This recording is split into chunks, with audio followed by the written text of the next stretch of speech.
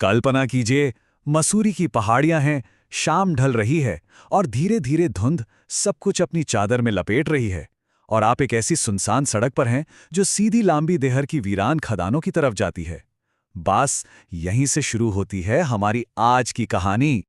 और तभी माहौल की खामोशी को ड्राइवर की आवाज तोड़ती है, एक ऐसी आवाज जिसमें डर साफ झलकता है।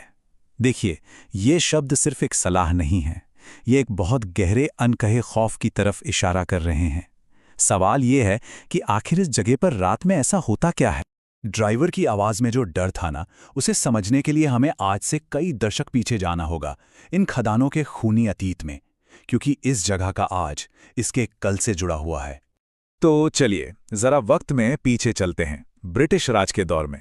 सोचिए, ये जगह कभी वीरान नहीं थी। यहां दिन रात फावड़ों और हथौड़ों की गूंज सुनाई देती थी।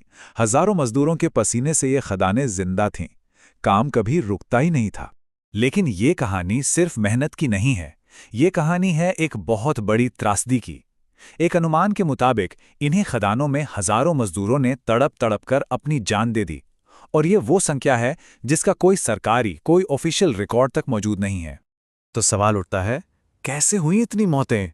ये कोई हादसा नहीं था, ये एक तरह से एक धीमी मौत थी जो उन्हें दी जा रही थी।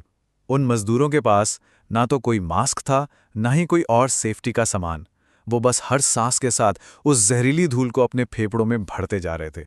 और इसका नतीजा सोचकर भी रूह कांप जाती है। एक दर्दनाक मौत। खांसते खांसते उनके फेफड़े पत्थर बन गए। और सबसे ज्यादा दुख की बात जानते हैं क्या है? इन मौतों को कभी गिना ही नहीं गया। उन परिवारों को कभी इंसाफ नहीं मिला।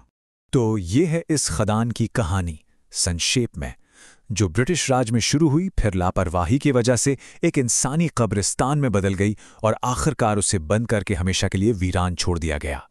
तो चलिए वापस आते हैं आज की रात पर, उसी त्रासदी की जमीन पर।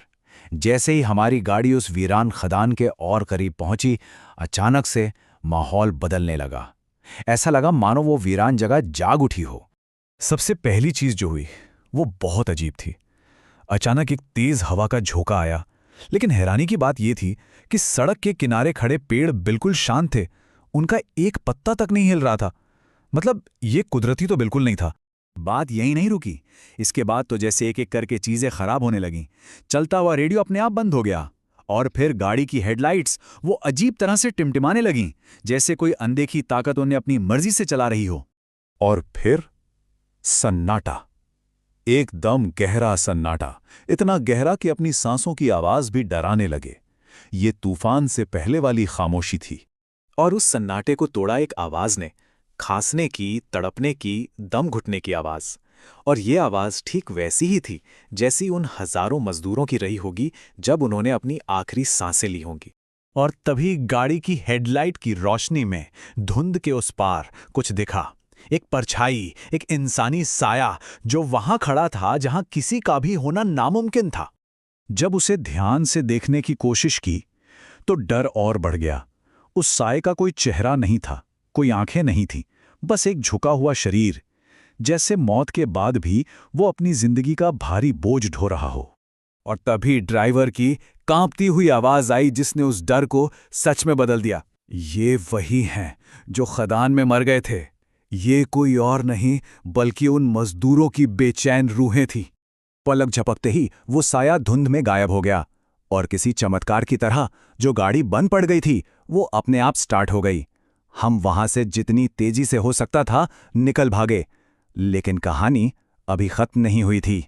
जैसे ही गाड़ी ने रफ्तार पकड़ी, हवा में एक फुसफुसाहट गूंजी, एक दर्द भरी आवाज जिसमें हजारों अनसुनी कहानियों का दर्द छिपा था। वो आवाज कह रही थी, हमें कभी इंसाफ नहीं मिला। और पता है, ये सिर्फ उस एक रात का तजुर्बा नहीं है। आसपास रहने वाले लोग भी इन बातों को सच बताते हैं।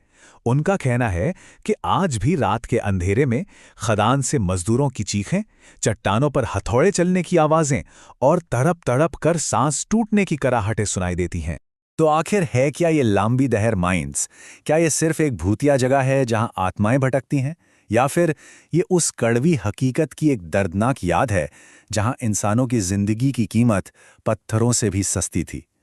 शायद ये दोनों एक ही सिक्के के दो पहलू हैं।